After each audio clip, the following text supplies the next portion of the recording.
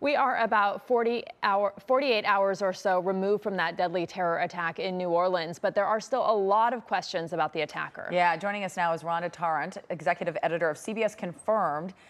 Thank you so much for being here this morning. We want to talk about, there's been so much in the background of him exposed. The attacker apparently experienced some difficulties in his personal life. Can you kind of dive into what you've been able to confirm about this? Yeah, so that has been the big question over the last, few hours is what caused somebody who served in the US Army for several years to carry out this attack. Now, from his personal life, there's quite a lot out there in terms of court documents, military records, and social media presence. So we've been piecing together a little bit about his life leading up to this attack.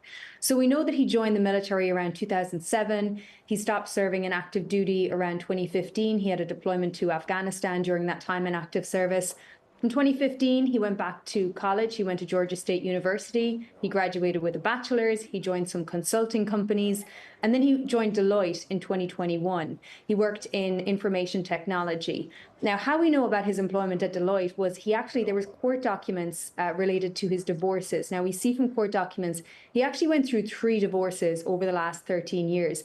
And in his most recent divorce filings, he speaks about financial difficulties. So this was back in 2022. He said that he was earning 6 figures with Deloitte, but that his monthly outgoings were more than his income. So he cited, child support for his first 2 children from his first marriage, credit card debt, among other debt. So that is just some insight into his life leading up to it. We also know CBS News spoke to his brother, and the brother said that he had spoken about these financial difficulties. Now, his brother also said that he had become more religious in the year leading up to this attack, that he had began to dress more modestly, that he had become more conservative. But again, nothing to indicate this extremist ideology or this radicalization. So that is what authorities are looking into right now. They have obviously gone through his home.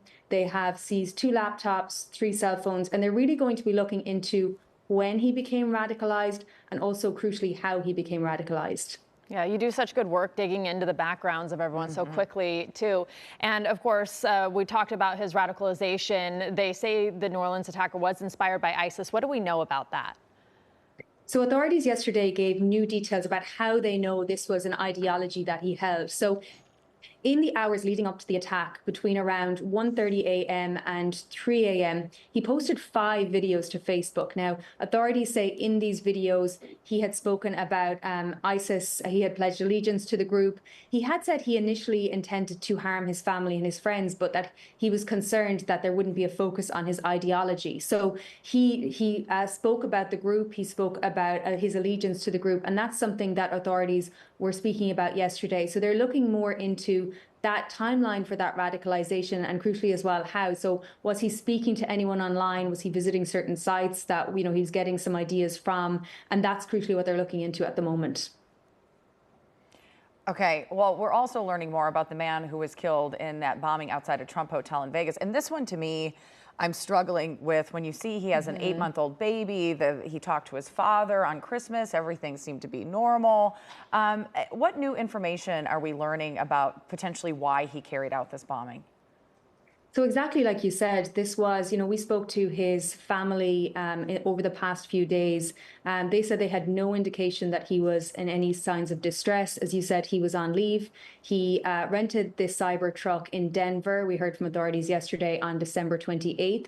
He took a journey over several days where he landed in Las Vegas. And then this bombing obviously occurred.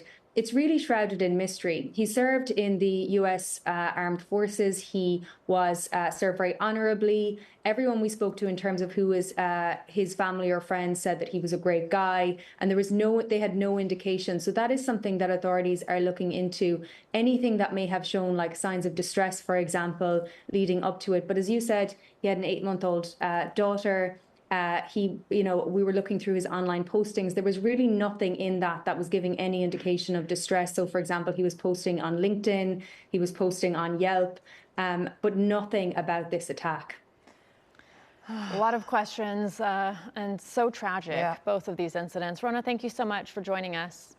Thank you.